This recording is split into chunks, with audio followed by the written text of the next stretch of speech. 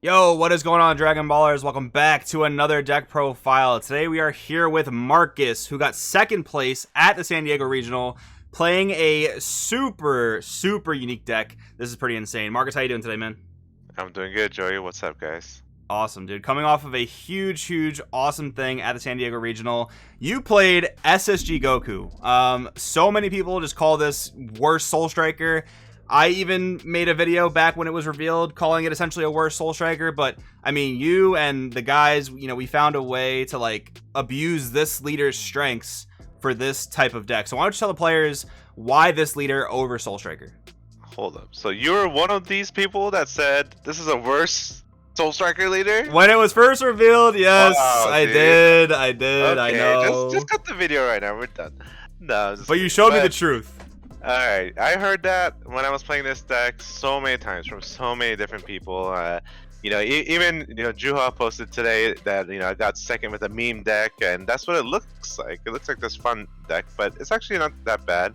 I've been having a lot of good results with it. At the end of the day, I do think it's a fun deck. I don't think it's highly competitive, but I think the shock factor got a lot of people caught off guard. So I had a lot of success at the San Diego Regional. But yeah, that's kind of how I feel about it. I think it's a pretty mid-tier deck with a lot of fun to it, that's for sure. A few people have been asking me about it, and I do tell them, like, I don't think it's a meta-breaking deck or anything, but I think it's a very good deck. Like, it's probably the only viable blue aggro deck, and that's kind of crazy to say, like, blue and aggro, right? And that's where I think the leader kind of lends its strengths, is that you can awaken whenever you want, you can be at 4 or less life, and you can use draw 2 super combos. Like, we'll see some more stuff in the profile as to why this leader is good for aggro, but yeah, I mean, being a blue aggro deck is a super niche thing in the format, which is pretty cool. But anyways, real quick on the leader, you have the ability to detach materials from it to untap an additional energy and draw an additional card. So the leader already untaps an energy and draws a card when you swing, and this deck, Marcus is really abusing that extra untap and draw when he can to get big aggro pushes. But Marcus, anything you want to say before we get into the main deck? Yeah, so compared to Soul Striker, it does look like it does a little less by untapping one less energy, but the activate battle, being able to restand the energy at any point of a battle, I think is highly relevant. And that 2k power, even though it seems very little, it's also really relevant and can add up big time. Yeah, on defense as well.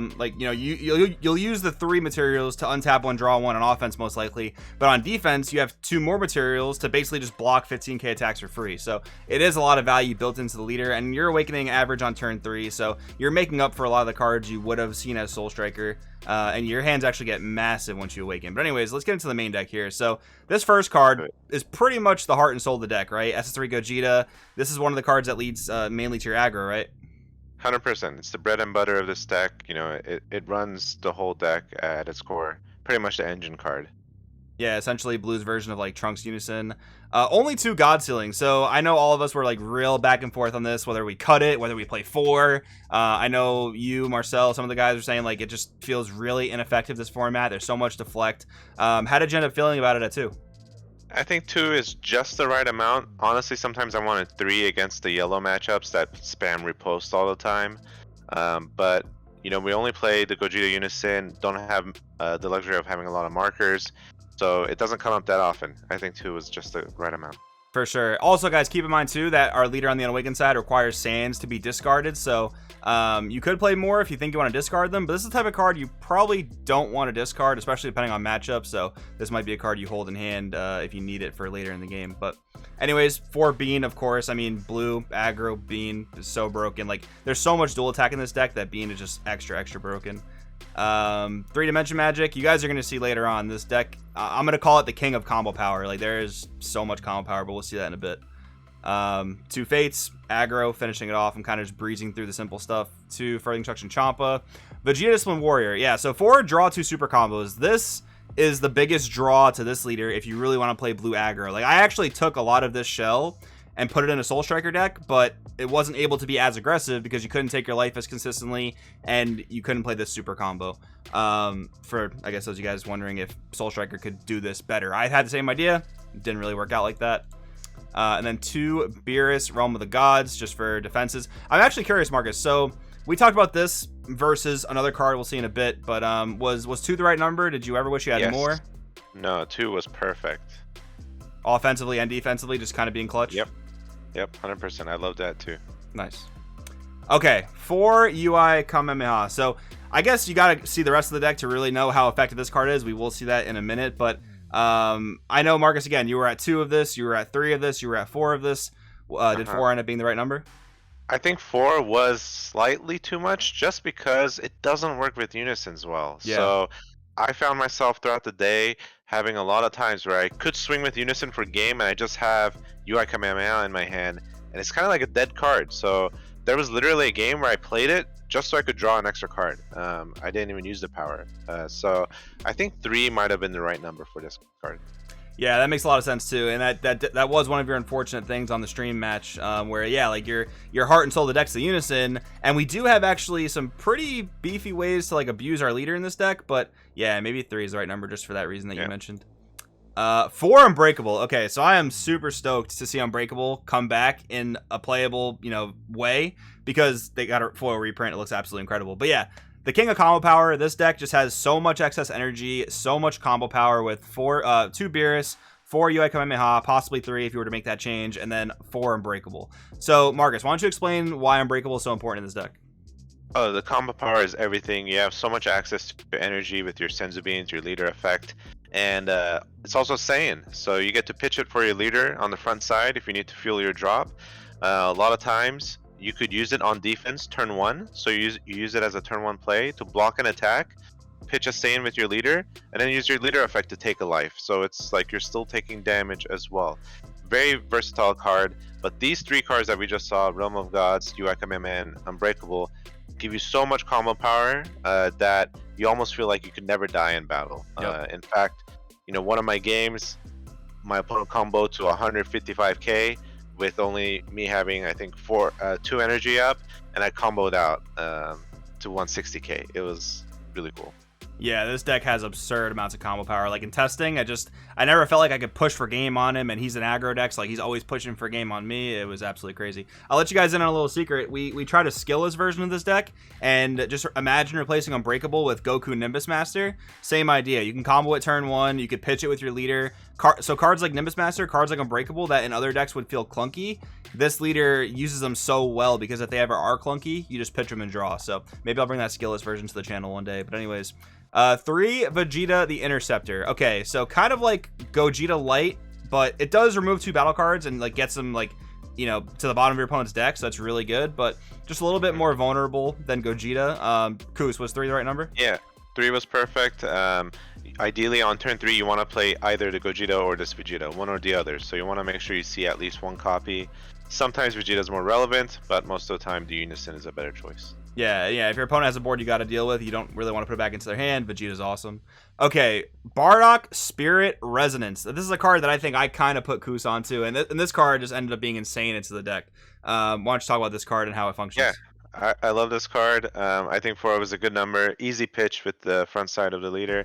But yeah, you just swing, and oftentimes you get hit with something like Violent Rays, and you can't swing with your battle cards anymore, or Flying Nimbus. But with this card, you could restand your leader and get that extra attack in. So I like swinging with my Unison, comboing this to 25, restand my leader, swing with leader again. It just really increases the potential aggro you could push for in a single turn. Yeah, absolutely. And this is one of the reasons why UI Kamehameha is so good in this deck, because you can attack with your leader multiple times, and then you just like swing. Your leader gets 20k base because of Bardock. Any beans you throw on it also adds to the base. And then a 1 energy 15k combo, like you just get ridiculously high numbers. It's really insane. And you don't lose any hand size because they all draw you 1. Yes, absolutely. And then Genema Bewitching Blow. Okay, I know for a fact I told you to play this one, and it seemed super, super troll. But explain this play, because it's so awesome. For sure. So the play with this, it comes up very rarely, but you use your -1 on your Unison to bounce 2 of your opponent's battle cards back to their hand. But it also has a secondary effect that says play a 2-drop battle card with its skills negated for a turn. So in this deck, the only 2-drop battle card we have is our super combos. So what I do is I play the super combo, and it's a skillless battle card now. And Genema says if you bring back a skillless card back to your hand, you get to play it for free. So it synergizes really well. And honestly, every game, if you pull that combo off, you tend to win that game because yeah. it's just so much pressure. That 19k dual attack critical is so much pressure that you just usually win that game. Yeah, that plus like any beans so often, like in testing when Kusa pulled this off, and it seemed like you'd always have it, by the way, but I mean the deck draws and filters so much that it's actually rather consistent. But yeah, like Kus would always like, you know, double bean this and then like throw a Champa on it, put me to 1. Oh my god, that was the worst. But yeah, this combo is nasty. You gotta obviously make sure that it's safe to play your super combo.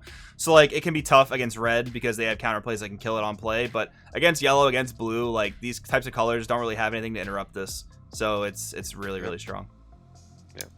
Okay, 1 Gotenks Reaper of Justice. Kus, did the cheese play ever come up for you this tournament?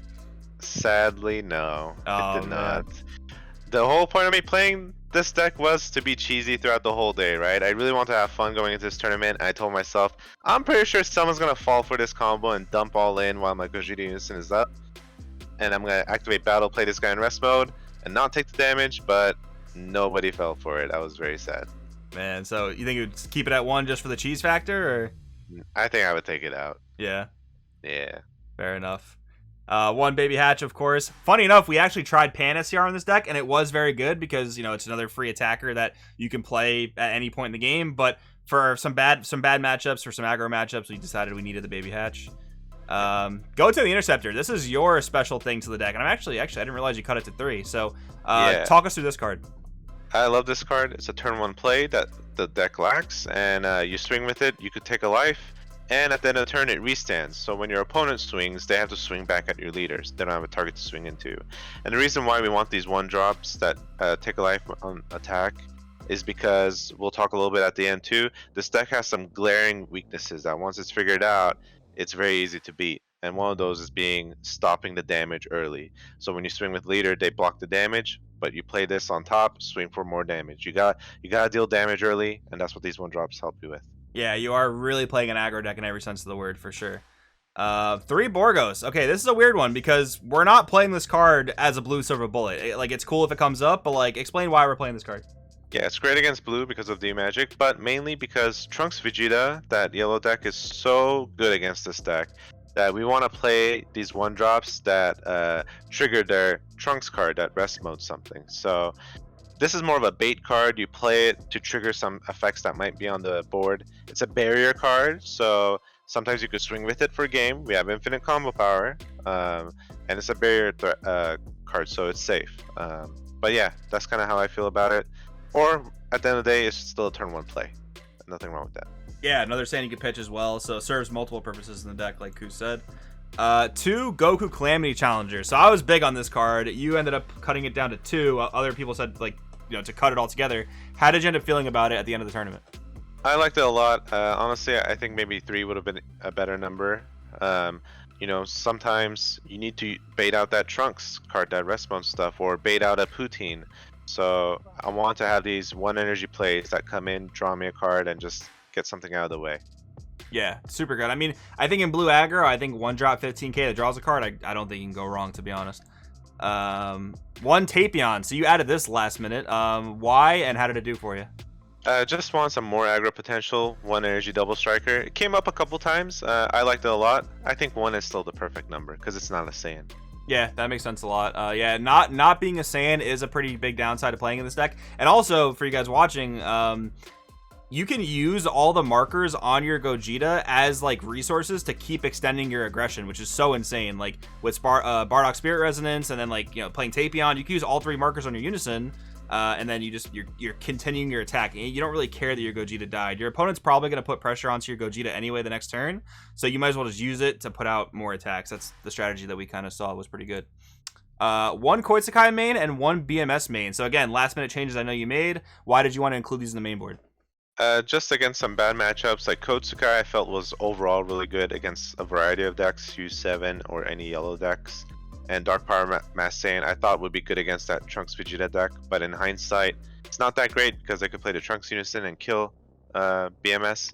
So yeah, these 2 last slots are definitely tech slots, open for anything else. Koitsukai was good. Dark Power Black Mass Saiyan, it's a Saiyan, so I got to pitch it, worst case scenario. But it was not that good. Gotcha. And it ended up being a 52 card list, so you could cut these all together, or you could just, find some other slots you wanted to play if you wanted to play more God Sealing or anything like that.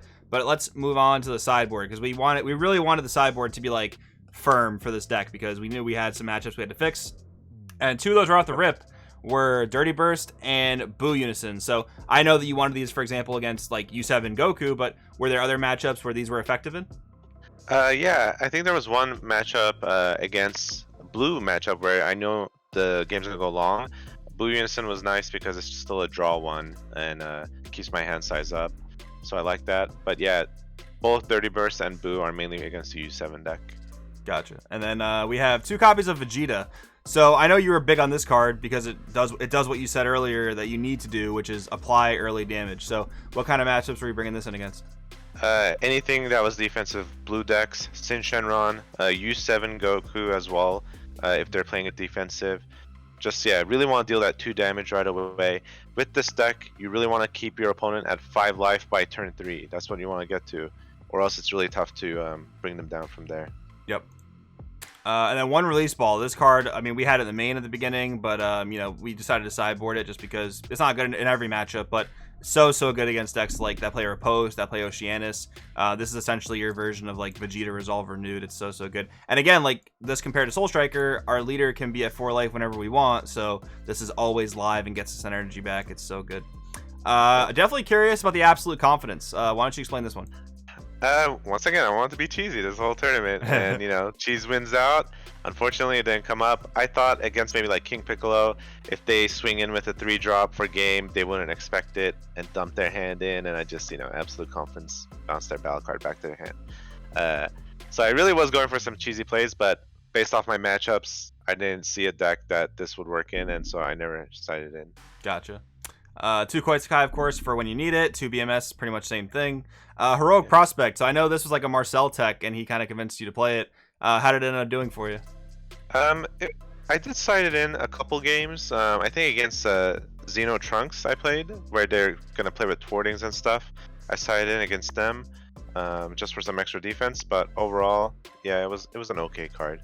Gotcha. And then I can't ever get you to stop playing Mira Creator Absorb in some capacity. So why did you side this, and how effective was it? I noticed throughout our games that oftentimes opponents tap out at like 3 life, and they keep their blocker negates up. And so oftentimes what we do is we swing and we double strike to try to put them to 1 so they can't use that negate. So I figured, hey, I could make that play, but on that double strike, I dump my hand in, and they're going to take the damage because they're going to still be at 1 life. And then I just play Mira, swing for game, and win, Even if they after-reach me, I would still have enough combo power to win. So, yeah, I want to cheese again. I did get a couple opponents with this. There was actually 2 games I won with Mira, Creator Absorbed. So, very happy with this one. Very cheesy stuff for sure. Awesome. You heard it here first. This card is not dead, guys. And then Fu Dark Banisher. So I'm really curious to know how this did for you, because it seems like it's the next best replacement for Fu Shrouded in Mystery. So you ever bring this in? Yeah, I did not. Based off my matchups, I didn't find a good time to play it. I think I might have set it in against King Piccolo, but I didn't play against any. And yeah, I just never had a good time to set it in. Gotcha. So speaking of matchups, I meant to do this at the beginning, but I kind of forgot. But why don't we go over your matchups now? Yeah, real quick, I played against Kevin Castillo SS3 Reboot. I played against his teammate Jeffrey Lena, who also played SS3 Reboot, and both decks were really difficult to beat. In fact, I think I won against Kevin because of the surprise factor. He didn't know what my deck did, so he dumped all in, and I out-comboed it. And in game 1, I just pure aggroed him right away, and he just had no chance. So it's I got my matchup against him because he didn't know how to play against the deck. I played against 2 U7 Gokus, the red ones. Both were very difficult. I played against Truck Xeno. That matchup was also pretty difficult, but I won 2-0 on that one. I played against Juha Sin, which was also really hard. Sin is a really hard matchup for this deck because they block their life early, they play defensive. And yeah, it's really hard to push through, but I think I won the die roll, and I was able to push through the damage there. I played against Trunks Vegeta, Brian Samuel on stream. That deck is really hard. They just have so many rest mode effects, so many floodgates with Repose, Forbidden Power. And he was playing Pan on top. That is a really hard matchup that I really felt like I couldn't win. And then lastly, I played against Cooler Mill, and I won that one as well. Awesome, Kus. So overall, went X1, really good turnout, and yeah, had a lot of fun. Absolutely. So yeah, I mean that pretty much wraps up the deck. Your tournament report and everything. So any final things you want to say about the deck? Yeah, once again, it's a really fun deck.